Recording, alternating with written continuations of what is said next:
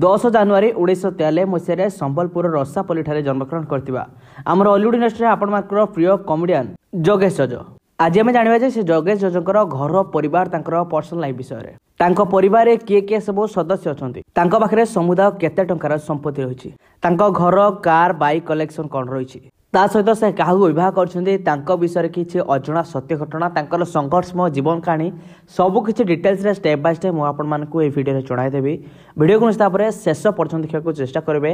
ଯେଉଁମାନେ ପ୍ରକୃତରେ ସମ୍ବଲପୁରୀ କମେଡ଼ିଆନ୍ ଯୋଗେଶ ଜଜଙ୍କୁ ତାଙ୍କର କମେଡ଼ିକୁ ବେଶ ପସନ୍ଦ କରନ୍ତି, ନିଶ୍ଚିତ ଭିଡ଼ିଓକୁ ଲାଇକ୍ କରିବେ ଏବଂ କମେଣ୍ଟ କରି ଜଣାଇବେ ଯେ ତାଙ୍କର କେଉଁ କମେଡ଼ି ଭିଡ଼ିଓ ଆପଣଙ୍କୁ ସବୁଠୁ ବେଶୀ ପସନ୍ଦ ଆସେ। ଆଗକୁ ଆପଣମାନେ ତାଙ୍କର ସମ୍ପତ୍ତି ବିଷୟରେ ଜାଣିବେ, କିନ୍ତୁ ତା ପୂର୍ବରୁ ପ୍ରଥମେ ଆପଣମାନେ ତାଙ୍କ ବିଷୟରେ ତାଙ୍କର ସଂଘର୍ଷମୟ ଜୀବନ କାହାଣୀ ବିଷୟରେ ଜାଣି ରଖନ୍ତୁ।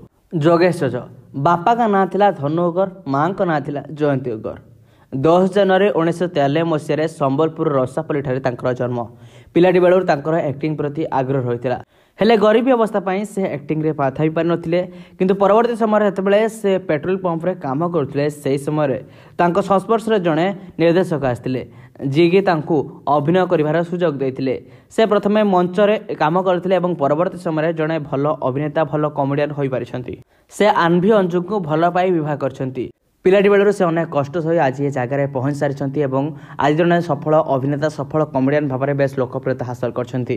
ତାଙ୍କର ମଧ୍ୟ ନିଜସ୍ୱ ୟୁଟ୍ୟୁବ୍ ଚ୍ୟାନେଲ୍ ରହିଛି, ଯାହାର ନାଁ ରହିଛି ଜଜ J5 ପ୍ରଡକ୍ସନ୍, ଯେଉଁଥିରେ ମଧ୍ୟ ମିଲିୟନ୍ସରୁ ଅଧିକ ସବସ୍କ୍ରାଇବର ଅଛନ୍ତି ଏବଂ ଦର୍ଶକମାନେ ମଧ୍ୟ ତାଙ୍କର କମେଡ଼ି ଭିଡ଼ିଓକୁ ମଧ୍ୟ ବେଶ ପସନ୍ଦ କରିଥାନ୍ତି। ବର୍ତ୍ତମାନ ଆସନ୍ତୁ ଜାଣିବା ତାଙ୍କର ପରିବାର ସମ୍ପର୍କରେ। ଯୋଗେଶ ଜଜଙ୍କର ପରିବାର କହିଲେ ତାଙ୍କ ପରିବାରରେ ତାଙ୍କର ବାପା, ମା, ତା ସହିତ ତାଙ୍କ ସ୍ତ୍ରୀ ଜାହ୍ନବୀ ଅଗର ସମସ୍ତେ ଅଛନ୍ତି ଏବଂ ସମସ୍ତଙ୍କ ସହ ସେ ବେଶ ଖୁସିରେ ଅଛନ୍ତି। ସେ ଜଣେ ସମ୍ବଲପୁରୀ କମେଡ଼ିଆନ୍ ଭାବରେ ବେଶ ଲୋକପ୍ରିୟତା ହାସଲ କରିଛନ୍ତି। ବର୍ତ୍ତମାନ ଆସନ୍ତୁ ଜାଣିବା ତାଙ୍କର ସମ୍ପତ୍ତି କେତେ।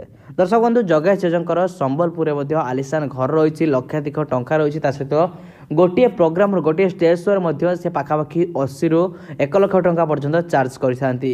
ତା ଛଡ଼ା ତାଙ୍କ ପାଖରେ ମଧ୍ୟ 2ଟି କାର୍ ରହିଛି, ତା ସହିତ ବାଇକ୍ ମଧ୍ୟ କଲେକ୍ସନ୍ ରହିଛି, ତାଙ୍କର ଲକ୍ଷାଧିକ ଟଙ୍କାର ପ୍ରପର୍ଟି ମଧ୍ୟ ରହିଛି। ଆପଣମାନେ ସମସ୍ତେ ଯୋଗେଶ ଜଜଙ୍କୁ ତାଙ୍କର ପରିବାର ସଦସ୍ୟଙ୍କୁ ମଧ୍ୟ এই ভিডিওରେ ଦେଖିବାକୁ ପାଇଯାଇଥିବେ। ତେବେ ଆପଣଙ୍କୁ ଯୋଗେଶ ଜଜଙ୍କର ଅଭିନୟ କେତେ ମାତ୍ରାରେ ପସନ୍ଦ ଆସେ ନିଶ୍ଚିତ ଭାବରେ କମେଣ୍ଟ କରି ଜଣାଇପାରିବେ।